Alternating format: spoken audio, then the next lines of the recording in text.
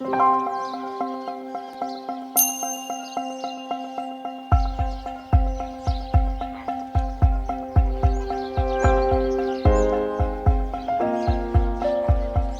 você tem o que o Lúcio Costa diz no início do projeto, que ele diz que demarcava o lugar como alguém que marca para dele tomar posse o próprio sinal da cruz. Você vê isso nessas colunas, né? Que são as colunas do Alvorada, mas são as colunas de Brasília, mas são as colunas do Brasil. Disse o André Malraux, o Oscar ficava muito feliz com isso, que o André Malraux disse que essas colunas são as mais importantes desde as colunas gregas.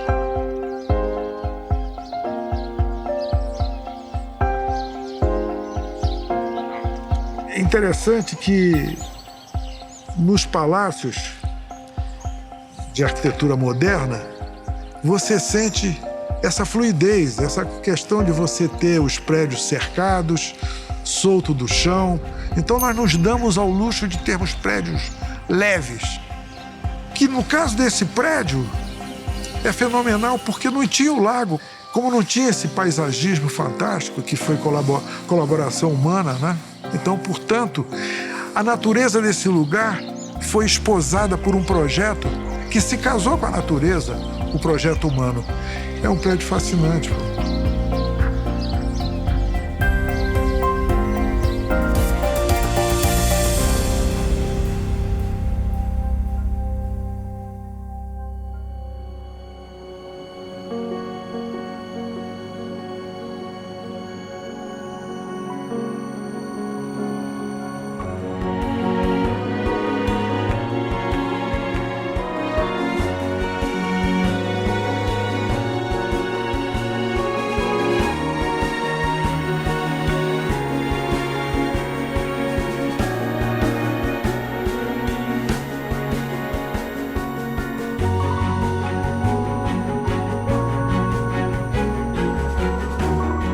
O Palácio da Alvorada tem uma característica que é fundamental para a história da cidade. Ele começou a construção até mesmo antes do lago. Não existia o lago e não existia Brasília. Então essa é a primeira obra de Brasília. O Lúcio Costa, quando decidiu participar do concurso, lá pelas tantas, ele dizia que certamente as outras pessoas que estavam na competição deviam estar sentindo o que ele sentia. Uma certa nobreza de intenções. Eram pessoas com mais de 50 anos, o Lúcio Costa e o Oscar Niemeyer, e eu acredito, como eu conheci por longo período o Oscar Niemeyer, eu compreendo, chego a compreender como ele estava possuído por essa nobreza de intenções. Então, o que me parece mais, porque ele dizia isso, o Oscar, que nessa fase de Brasília, ele queria mostrar a nossa cultura. Então, essa arquitetura, ela tem isso, vamos dizer, dessa composição cívica e urbana da gente, essa mistura.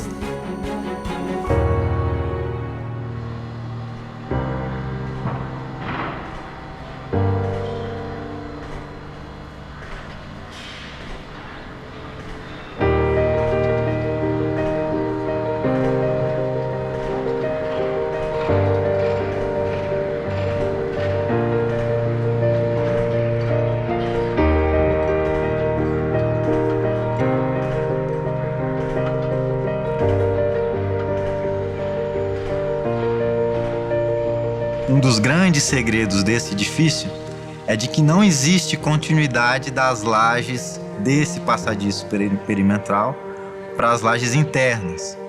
Então esses pilares externos, que são o marco estético da edificação, eles têm uma função estrutural secundária. Existe aí um truque do Joaquim Cardoso em esconder a transferência desse carregamento para os pilaretes ou pilares curtos, que são os apoios desses pilares, que estão enterrados a 1,80 m abaixo desses pilares. Com o aterro que a gente teve, esconderam então esses pilaretes e dá-se então essa ideia de os pilares estão simplesmente tocando o solo num ponto singular.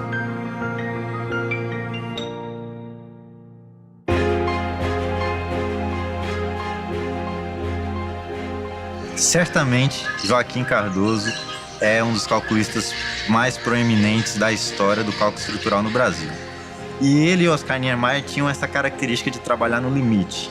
Foi um grande desafio para os dois projetistas trabalharem ali, e foi uma das duplas talvez mais geniais da arquitetura e da engenharia de estruturas mundial.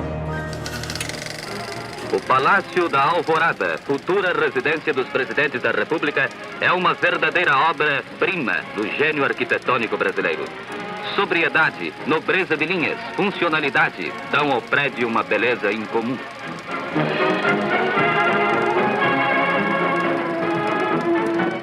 O majestoso edifício do Palácio da Alvorada, projetado por Oscar Niemeyer, teve sua construção iniciada a 3 de abril de 1957 e terminada a 30 de junho de 1958.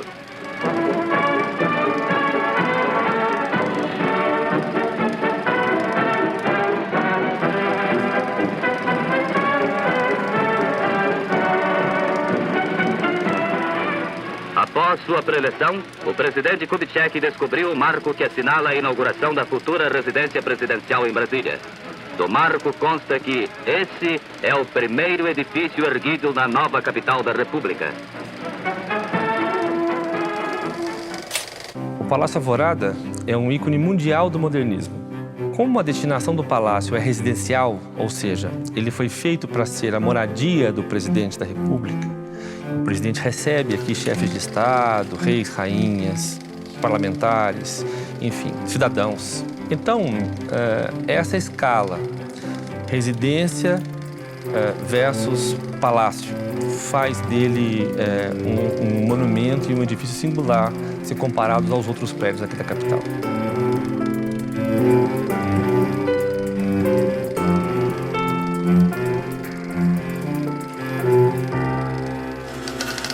Palácio da Alvorada, residência oficial do chefe da nação e marco monumental da conquista do Planalto. O mundo inteiro já admira esta joia de inconfundível beleza, tanto pelas suas linhas externas como pela artística decoração do seu interior. Não existe diferença original entre a concepção interna e a concepção exterior, no caso desse edifício. Ele foi pensado para ser um todo, e nesse aspecto, todo o mobiliário que foi desenhado para ele foi feito para que ele se harmonizasse com a linha arquitetônica, mas para que ele também fosse funcional e fosse capaz de servir a presidência da República no objetivo que esse palácio tem.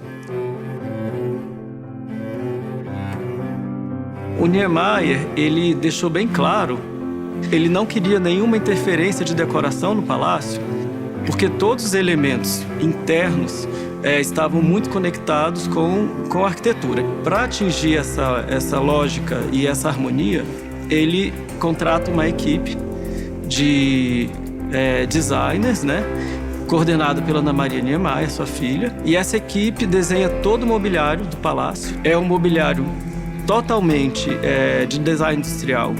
E a gente vê que naquele período o design industrial brasileiro estava surgindo, era a semente do design.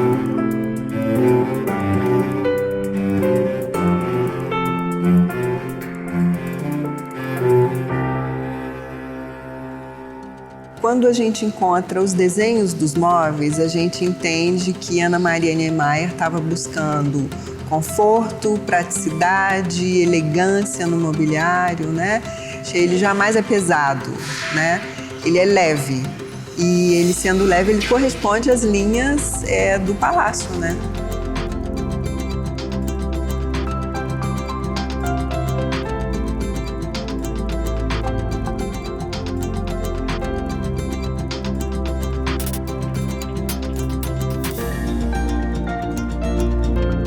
Se o palácio foi um esforço gigantesco de arquitetura e engenharia, ele é uma inovação na leveza, as colunas, ele está todo flutuando, o mobiliário segue o mesmo princípio. Então o mobiliário da Ana Maria segue o mesmo princípio. Essa cadeira a gente pode ver é da Ana Maria, ela é toda leve, delicada, flutuante, assim como são os sofás. Eles foram modificados as restaurações, mas a gente pôde, numa troca de tecido, a gente pôde resgatar toda a estrutura dele. O mobiliário original foi retirado daqui. Eu acho que as mudanças, elas refletem o desconhecimento em relação à importância da ambientação e do projeto original da equipe Niemeyer. Nós temos fotografia dos anos 70 com móveis franceses, estilo Império ou estilo Luís XV, que são bonitos e têm seu valor, mas que não conversam, não dialogam com a linha arquitetônica do palácio.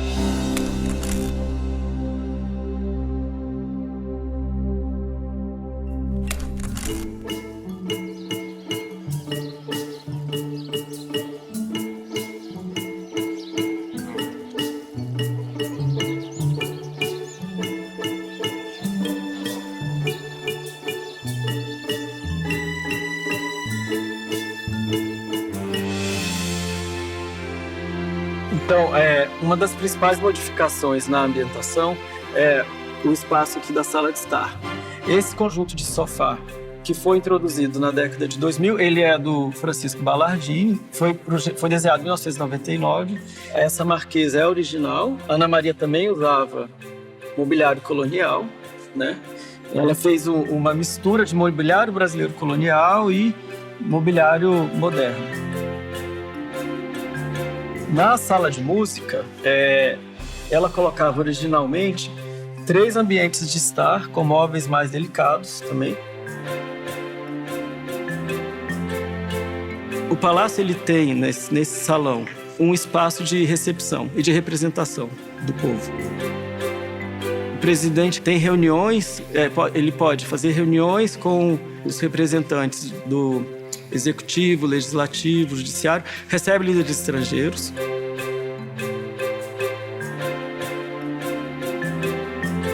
No momento que ele sobe essa escada, no andar de cima, nós temos todas as funções de uma residência, né? E aí o presidente tem muita liberdade, né, para organizar o espaço de vivência dele, sem alterar o espaço de representação do povo brasileiro que foi concebido pelo Niemeyer.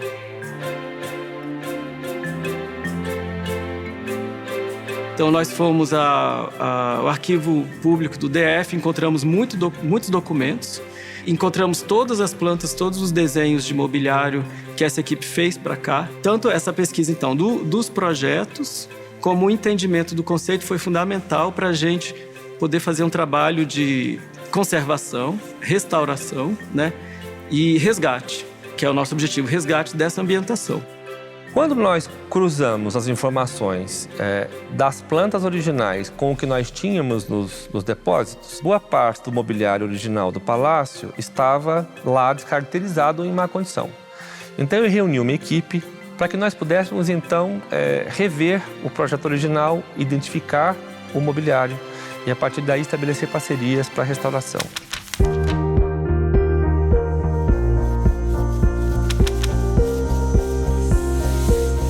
A maioria das peças que tem vindo para a gente, elas já estão em galpões, né? Já estão fora de uso. Eu acho que a maioria vem para cá num estado bem ruim.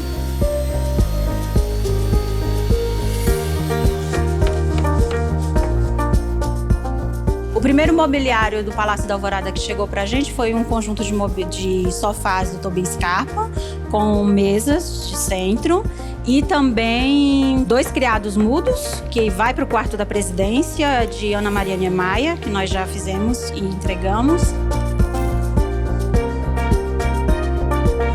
Até hoje não pegamos nada tão difícil que não tivéssemos dado conta de concluir. Eu não sei se é porque a gente tem aquele prazer de trabalhar com as peças que chegam aqui pra gente, então a gente não vê que é dificuldade, a gente vê só prazer em trabalhar com aquela peça. Esse trabalho, né, de restauro imobiliário do Palácio da Alvorada é um grande desafio, né, porque ele é um trabalho minucioso, é uma peça delicada, muitas vezes é uma peça única, então não tem uma receita. Cada mobiliário tem uma característica, é um tipo de acabamento, é uma madeira, o que aconteceu com esse mobiliário, a intervenção que ele sofreu, o dano que ele sofreu é diferente, não é uma linha de produção.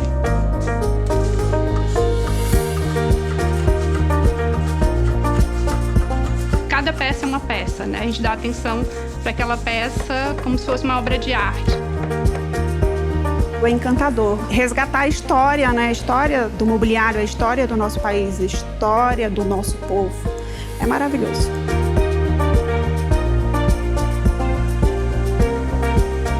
Veio um desafio da gente fabricar a cama do novo presidente.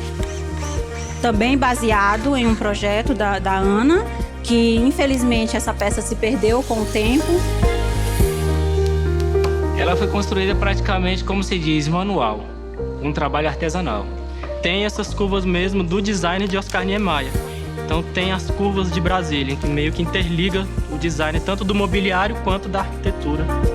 Então isso deixa a gente bem emocionada com essas peças. Por saber que fez parte do quarto de Juscelino Kubitschek e que ele usou essas peças. Fizemos esse projeto e graças a Deus está ali, lindo e maravilhoso.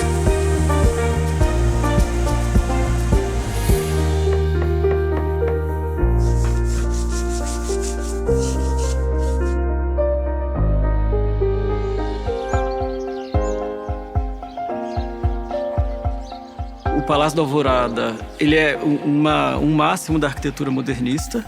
Quando o Niemeyer projeta o palácio, ele se preocupa em desenhar, junto com escultores e artistas, e paisagistas, todo o espaço. Então, o ambiente interno está totalmente integrado com o externo.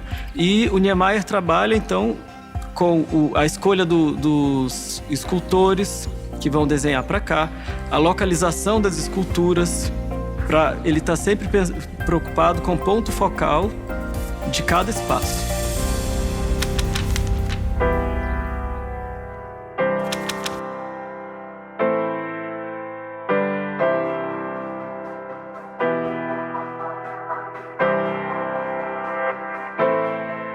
Com relação às obras de arte, com exceção de algumas grandes esculturas, por exemplo, a Maria Martins do Jardim, o Sesquiate, aqui da fachada, nós não temos um grupo de obras de arte que nós possamos considerar um grupo original aqui no Palácio.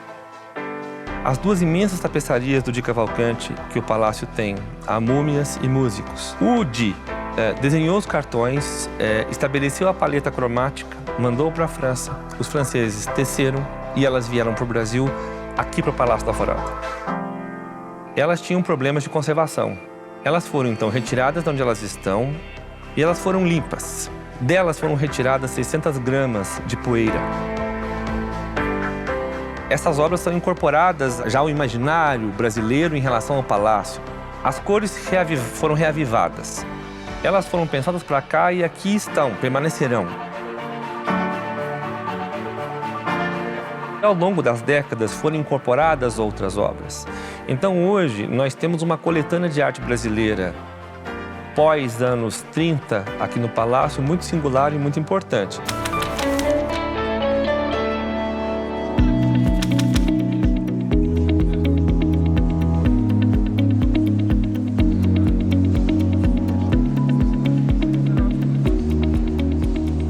A nossa preocupação foi que essa parte pública fosse feita de forma bem mais rápida, porque como ele é um palácio visitado, tem muitos eventos, a gente tinha por obrigação de a gente organizasse essa parte pública aqui em um dia.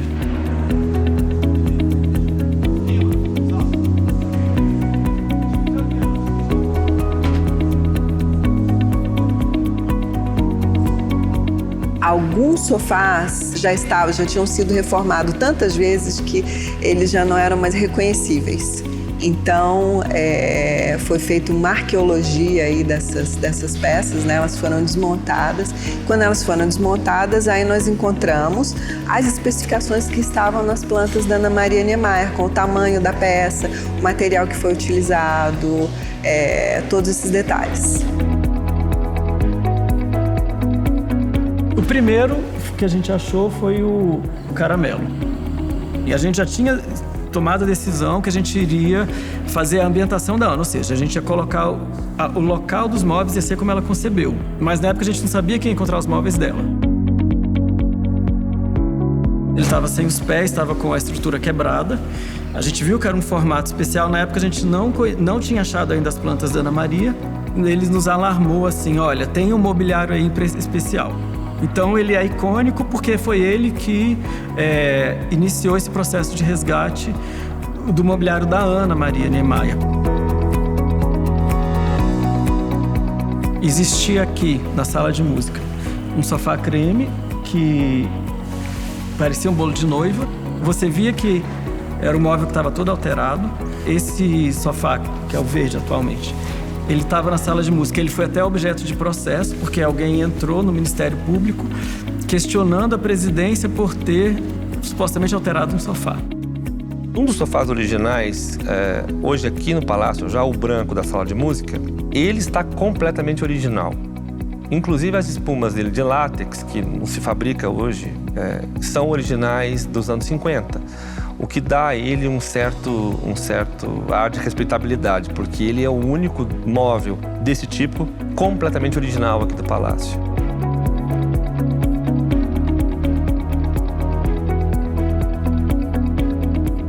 Sofá Grenat, que é o mais monumental deles, né? Que estava na Academia do Torto. Tinham mandado ele para marcenaria porque supostamente ele estava muito baixo e queria que arrumassem o pé dele, né? Aí a gente mandou para o Instituto Federal de Brasília, pediu para abrir e também era um sofá da Ana. Voltou a escultura do André Bloch, que está desde o início, desde a inauguração do palácio, aquela escultura está lá. Ela está no centro da sala, divide 2 ambientes, num dos quais está o sofá original da Ana Maria Niemeyer. Temos ali as cadeiras Barcelona, que também estavam distribuídas de uma forma que a Ana Maria Niemeyer chamava de presidencial, que era com no local onde o presidente está sentado, fica uma única cadeira e todas as outras cadeiras estão em outros ângulos. A única cadeira que está num ângulo sozinha é a cadeira na qual sentará o presidente, mesmo numa sala de estar.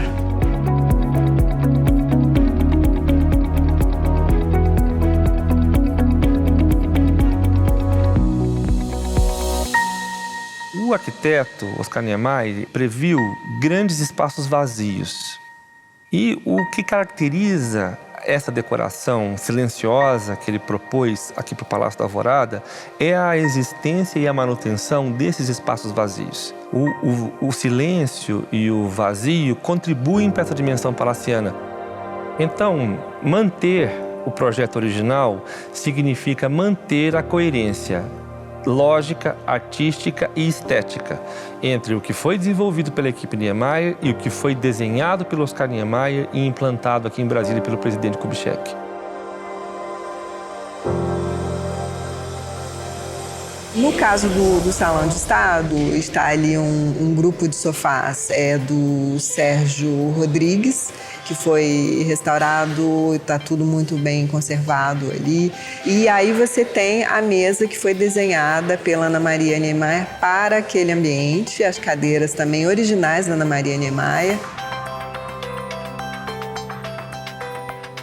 O tampo daquela mesa é pau-ferro. Para se conseguir esse tipo de madeira agora é um trabalho muito longo, se faz um trabalho de pesquisa. Somente uma madeireira no estado de Minas Gerais que estava habilitada para comercializar neste momento de acordo com a normatização atual, né? E ela tinha o material, porque é muito difícil encontrar.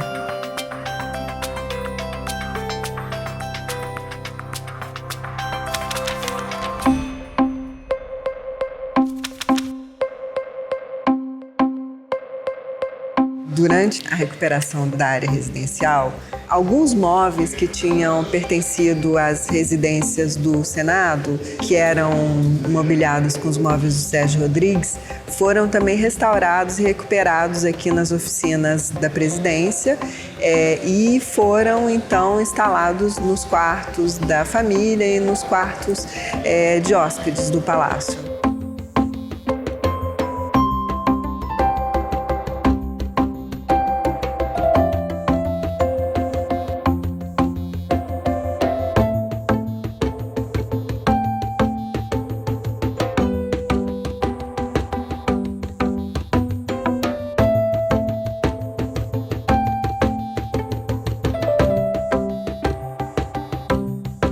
No quarto muito presidencial, então. As camas, os criados foram reproduzidos a partir dos desenhos da Ana Maria Niemeyer.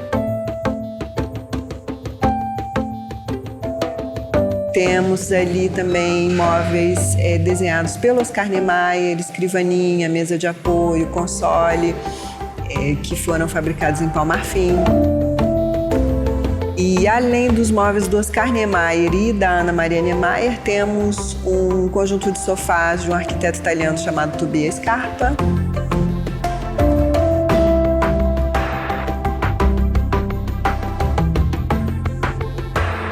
Temos também no mesmo ambiente poltronas do Sérgio Rodrigues, mesas do Sérgio Rodrigues. Você tem um mobiliário da mesma época do palácio, você tem um mobiliário um pouquinho posterior, mas que ainda segue o pensamento daquela arquitetura, né, dos anos 50 e 60. Então, o design se adapta perfeitamente àquele espaço, né?